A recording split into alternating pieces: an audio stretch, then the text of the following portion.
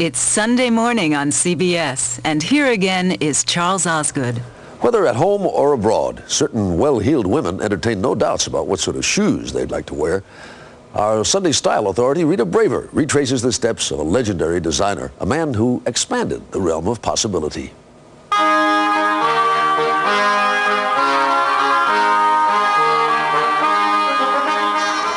Everyone knows how tourists flock to see the historic sights of Florence. The cathedral, the paintings, the statues, the shoes. That's right, shoes.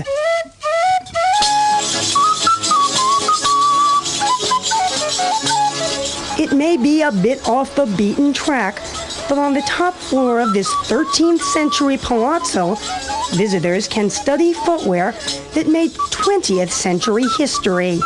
The groundbreaking designs of Salvatore Ferragamo, who saw shoemaking as an art where form meets function. He used to say that the perfect shoe, it's a half of the beauty of the shoe, because the feet are perfect. They say the masterpiece of the divine architect. Wanda Ferragamo is president of the company her late husband founded more than 75 years ago. One of the largest privately owned luxury brands, it's run entirely by the Ferragamo family. He wanted that all his children would work in the same company, and that the Ferragamo business should become a house of a fashion house. And it has. Today, Ferragamo products include not only shoes, but also bags, scarves, men's, and women's fashion. It's a worldwide operation that now grosses $630 million a year, an extraordinary legacy for a man with a third-grade education. But there was nothing ordinary about Salvatore Ferragamo. He was born in 1898 into a poor farming family in the tiny town of Bonito. As he wrote in his autobiography, he was always fascinated by shoemaking. Near his house, there was a small boutique of a shoemaker. He used to go there to play. He was 6 years old, and little by little he learned. He was able to do a pair of shoes for his sister. And that was the first pair of shoes he ever made all by himself. Absolutely, he was 9 years old. And so he grew, and he started to dream about, because he was really a dreamer, Salvatore, all the way. He eventually became one of the first commercial designers to make Made in Italy a prestigious fashion label. His techniques are still used today in the factory outside Florence. What room is this? This is called giunteria and taglio, which means in cut, English, cut? which means the cut of the leather and the stitching. Diego San Giuliano is manager of product development for women's shoes and a Ferragamo grandson. How many phases does your shoe, does the average shoe go through? Hundreds. It depends on the specific style, but it's in the 3-digit.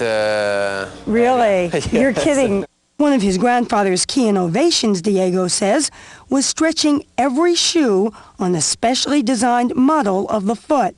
That was sort of something that he realized was going to work to make the shoes more comfortable? Absolutely. Yeah, he went to study anatomy when he was anatomy when he was in California. Yes, this famous Italian brand was actually born in the USA. At 16, Salvatore Ferragamo emigrated to California to join his brothers. He got work hand-making shoes for films. Everything from cowboy boots in westerns to sandals for Cecil B. DeMille's 10 Commandments. Soon, word began to spread.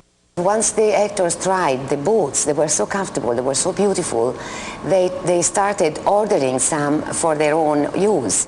Ferragamo's daughter, Giovanna, who now runs the company's women's clothing line, says her father started crafting shoes for stars like Douglas Fairbanks and his wife, Mary Pickford. Gloria Swanson.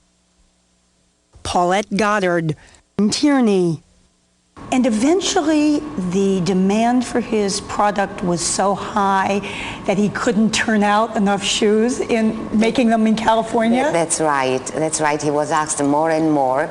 He decided to come back to Italy because he wanted everything to be handmade at a very high top quality level. He recruited craftsmen in Florence, and before long was selling as much as he could produce.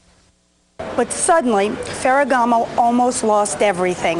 The 1929 crash of the U.S. economy had repercussions even here in Florence. His company went bankrupt. He fought his way back shoe by shoe, repaying all of his debts, says son and company CEO Ferruccio Ferragamo. He was very sure of himself, although he went through a difficult time. But he was very sure of himself, of his capacity to relaunch, to recuperate, and so on. He had confidence and a booming business, but at the age of 42, no wife. Then, on a trip back home to Bonito, where he was the talk of the town, he met the mayor's daughter, Wanda Maletti. He said, as you are interested in fashion, I would love to send you one of my design, my creation. He wanted to give a look to my feet. He wanted to look at your feet? It's the first time he met you. I was all blushed, all confused. I was then 18 years old. When I put on the shoes that Salvatore sent to me, I had the sensation to fly. They were married a few months later and began raising a family. He almost lost the company again when production was blocked by World War II. But once the war was over, his celebrity clients were back, from the Duchess of Windsor to Sophia Loren to Audrey Hepburn, even Greta Garbo. It almost seems like he was the pioneer of the celebrity endorsement. Absolutely. That he made a pair of shoes for Marilyn Monroe to wear in the 7-Year Itch. Oh, do you feel the breeze from the subway? In fact, they are said to be the stiletto heels she wore in one of the most famous scenes in her career. But in 1960, at the height of his success, Salvatore Ferragamo was diagnosed with cancer. By August, he had passed away. It was then that Wanda started running the company. You've been a housewife all these years, yes, a homemaker. Yes. I had inside all the energies, the force, because I loved him, I respect him. And then I felt like a lion, so strong to achieve what he wanted to achieve. So you just had decided you could do I it? I had no alternative. I just did what Salvatore wanted. Now I realize that I was also not aware how difficult it can be to run. You were 14 years old when your mother basically took over the business. Do you remember whether you had any doubts then about whether she could do it? No. I thought that she had a lot of courage. Knowing nothing, no business school, no university, and she did it with her intuition, with her good taste, and with my father's objective. She completely shared. Part of that objective was expanding the empire, and along with the fashion business, the company has just launched a chain of boutique hotels. But even Salvatore Ferragamo, with his big dreams, might be surprised to see this sight in the hills of Tuscany, an entire medieval town turned into a resort. We have totally restored it. As you see, there is no aerial, no electric wire. You actually own the whole village. Yes, we do. Yes. How nice. The project, complete with vineyards and a winemaking operation, is being developed by Ferruccio and his son, Salvatore II. And guess what?